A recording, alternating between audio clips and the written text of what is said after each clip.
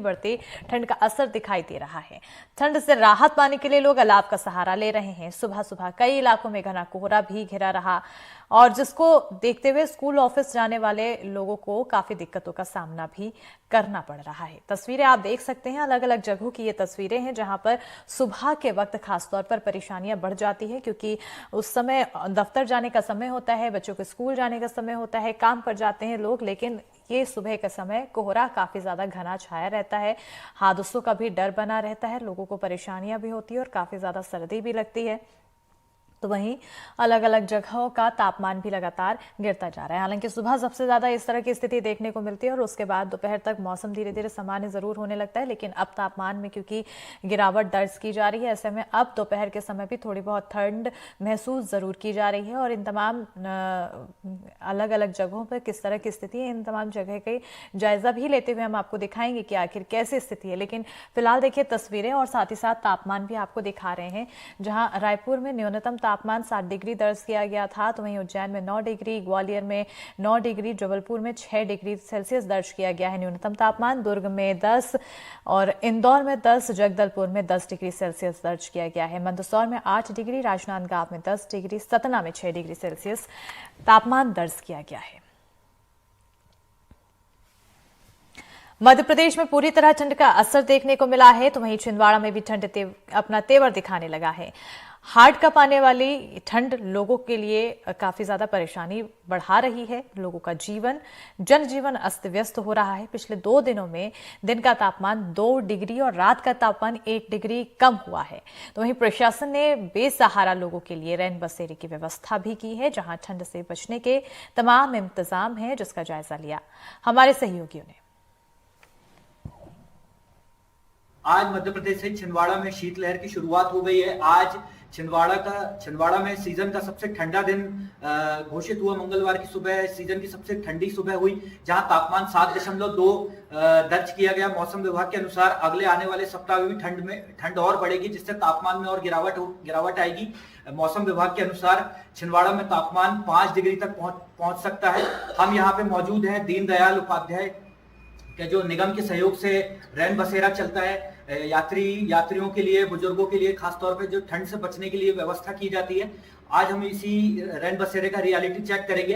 हम अपने कैमरामैन से कहेंगे आइए दिखाइए। यहाँ पे हम देख सकते हैं, जैसे कि आप यहाँ पे अगर देखें रैन बसेरे को, यहाँ पे व्यवस्थाएं काफी अनुरूप दिख रही हैं। बेड में कंबल वगैरह दिख रहे हैं, लोग भी काफी हैं यहाँ पे। और हम यहाँ पे देखें कि टीवी की भी व्यवस्था की गई है। अगर आप देखें कि यहाँ पे यात्रियों के लिए मनोरंजन की भी व्यवस्था की गई है। आइए हम यहाँ पे कुछ लोग हैं, उनसे बातें करते हैं। भैया क्या नाम है आपका? दिनेश शाह, नागपुर। आप कहाँ से आए? नागपुर। अच्छा, यहाँ की थोड़ी व्यवस्था के बारे में बताइए कि आप यहाँ पे कब आए, कैसे क्या व्यवस्था मिल रही है, आप संतुष्ट हैं?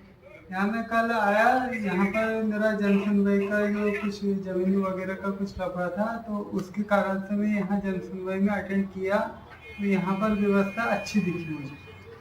अच्छा, तो आप यहाँ पे है, तो खाने वाने की व्यवस्था, खाने वाने के लिए आप क्या करते हैं? खाने के लिए दीनदयाल रसोई भोजन में हमने हॉस्पिटल के साइड में जो है वहाँ पर खाना खाया। तो आपने देखा कि यहाँ पे जो लोग रुके हुए हैं, वो यहाँ पे जो शासन की तरफ से जो व्यवस्था की गई है ठंड से बचने के लिए, उससे वो संतुष्ट दिखाई देते हैं। यहाँ पे जो रैन बसेरे के जो संचालक हैं दिलीप साबले जी, वो भी हमारे साथ, आइए उनसे हम बात करते हैं। भैया पहले तो बताइए कि यहाँ पे कैसी क्या व्यवस्था है? यहाँ पे व्यवस्था ठंड बचाव के लिए अलाव डाला जा रहा है, और पलंग बिस्तर, पीने के पानी की मशीन, मनोरंजन के लिए टीवी लगाया गया है, प्रसाधन की पूरी व्यवस्था है, गर्मी के दिनों के लिए फैन है, कंबल चादर पर्याप्त है।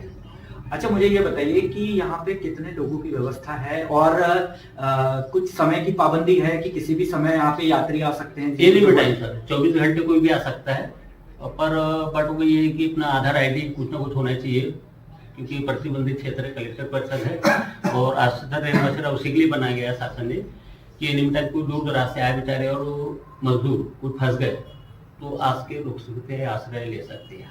अच्छा, ये रैन बसेरे में महिलाओं के लिए क्या व्यवस्था की गई है? महिला के लिए महिला केयरटेकर है, और महिला विश्राम कक्ष अलग है, उनके लिए 3-4 बेड है, वो पर्याप्त मात्रा में वो भी रुक सकती है।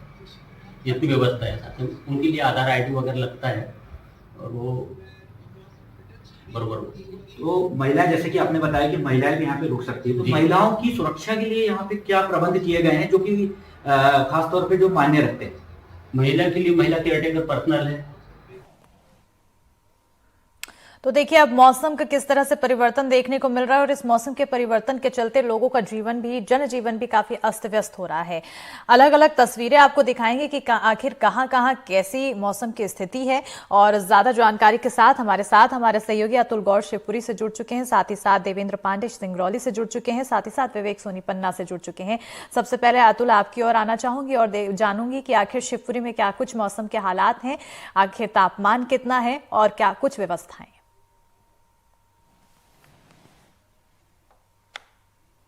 जी अस्मिता, देखिए साफ तौर पर अगर यहाँ मौसम की बात की जाए तो तापमान 9 डिग्री सेल्सियस के आसपास रिकॉर्ड किया गया है।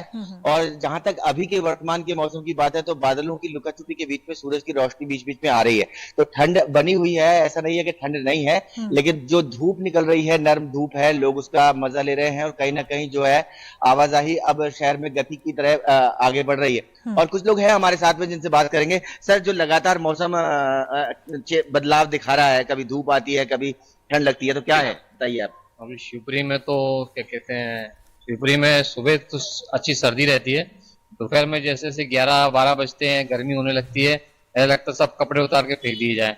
लेकिन अगर अपन कपड़े उतार के फेंक देंगे तो मौसम अपना रूप दिखाएगा और ये नहीं देखेगा, प्रकृति नहीं देखेगी बूढ़ा है, बच्चा है, जवान है, अमीर है, गरीब है। इसलिए सुरक्षित रहें, स्वस्थ रहें, मस्त रहें।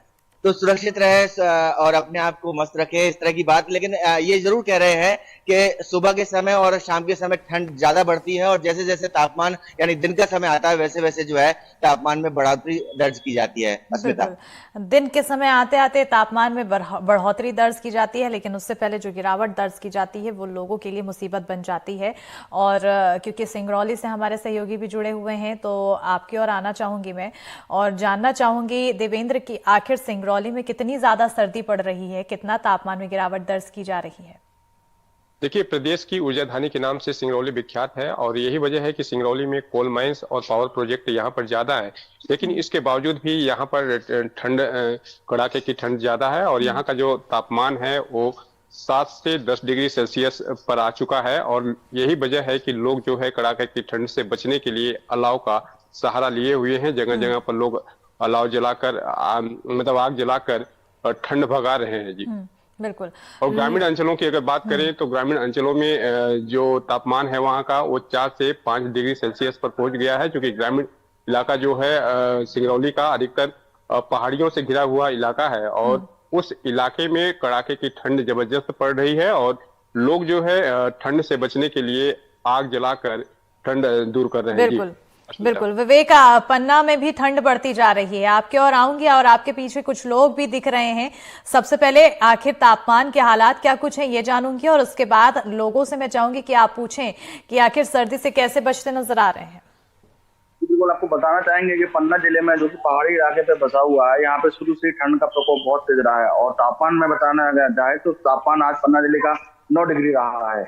और चूंकि ये पहाड़ी क्षेत्र लगा हुआ है, चारों तरफ फॉरेस्ट लगा हुआ है, तो यहाँ पे ठंड का प्रकोप ज्यादा रहता है हमेशा की तरह। और प्रशासन की तरफ से बताना चाहें तो यहाँ पे अलाव की व्यवस्था यहाँ पे मतलब हमेशा की तरह इस बार भी अच्छी तरीके से की गई है। और हमारे साथ कुछ लोग हैं यहाँ पे जिनसे हम आपको जानकारी दे जाएंगे कि ठंड के बारे में हमें आप बताएं।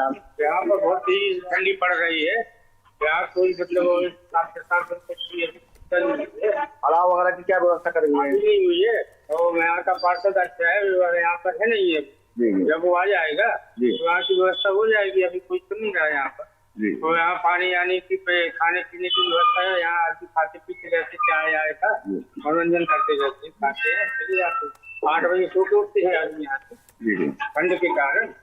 पहाड़ी यहाँ तक अभी यहाँ पे ठंड मतलब और थोड़ा सा बताया हमें कि ठंड यहाँ पे कब तक रहती है और मकर संक्रांति के आगे तक आती है सर्दी। इसके कारण जो है आदमी परेशान है, थोड़ा सा अलाव लग जाए तो आज रात की व्यवस्था हो जाएगी, तो आदमी निकलने लगेगी घर से। यहाँ कोई साधन नहीं है अभी। अपने कैमरामैन से हम ये कहेंगे कि थोड़ा दिखाए, यहाँ पे देखिए चाय की, नाश्ते की, कढ़ाई दूध की और सुबह सुबह यहाँ पे लोग आनंद लेने के लिए आते हैं और यहाँ पे चाय नाश्ते का आनंद लेते हैं यहाँ पे। और स्कूल में जो स्कूली जो बच्चे जा रहे हैं, जो ऑफिस जा रहे हैं, उनको जाने में भी बड़ी दिक्कत होती है। स्कूल जाने में अभी स्कूल के टाइम जो है उसमें अभी बदलाव नहीं किए गए हैं, और चूंकि अभी ठंड दिन पे दिन ठंड यहाँ पे अभी बढ़ती जा रही है, तो उम्मीद ये है कि बच्चों को थोड़ी सी राहत मिलेगी। स्कूल के टाइम में उनको थोड़ी सी राहत मिलेगी। बिल्कुल, राहत यहाँ पर मिलनी चाहिए और सर्दी बढ़ती जा रही है। ऐसे में समय में कब बदलाव होगा इस पर नजर बनी रहेगी। लेकिन अतुल, अगर आपकी ओर आऊं और शिवपुरी के हालात को, क्योंकि आपने दिखाया कि दिन के समय में तापमान बढ़ जाता है और ऐसे में सर्दी कम महसूस होती है, लेकिन सर्दी तब भी रहती है। प्रशासनिक व्यवस्थाओं की बात करें, रैन बसेरे की क्या स्थिति है, शाम के समय में अलाव की आखिर क्या स्थिति है प्रशासन की तरफ से?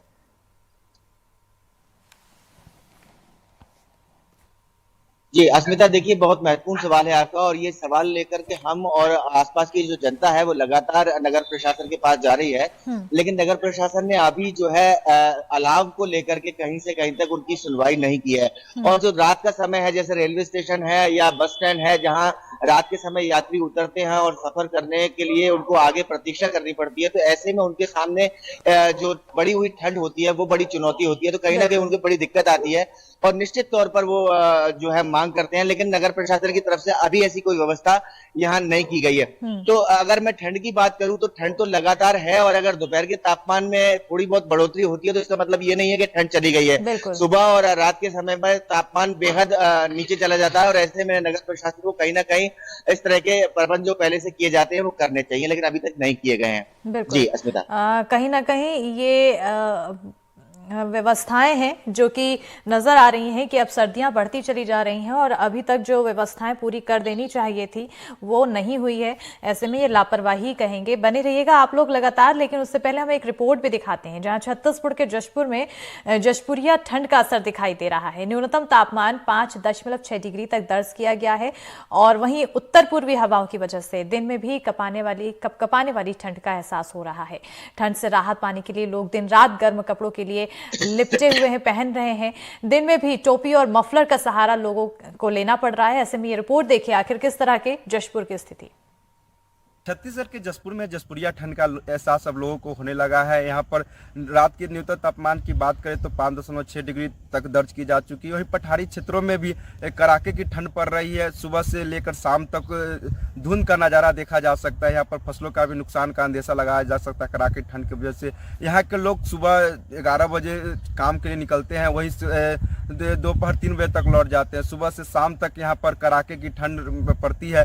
कहीं ना कहीं इस वजह से लोगों को जीवन में ठंड असर डाला है। और यहाँ पर जो पहाड़ी इलाके हैं वहाँ पर कड़ाके की ठंड पड़ती है। सुबह से शाम तक कोहरा का नज़ारा यहाँ दिखाई देता है। वहीं आसमान में बादल छाए होने की वजह से यहाँ पर बीते 2 दिनों में कड़ाके की ठंड पड़ने की अंदेशा मौसम विभाग द्वारा जताया गया है। और ये जो जशपुर जिला है सब पूरा पहाड़ों से क्षेत्र से घिरा हुआ है। इस वजह से यहाँ पर जो ठंड पड़ती है वो बेहद ही, ये जो क्षेत्र है जो बेहद यहाँ पर ठंड पड़ती है। और यहाँ पर जो बात करें तो बगल में सरगुजा जो मेन पार्ट इलाका पड़ने होने की वजह से यहाँ पर लगातार ठंड में इजाफा हुआ है।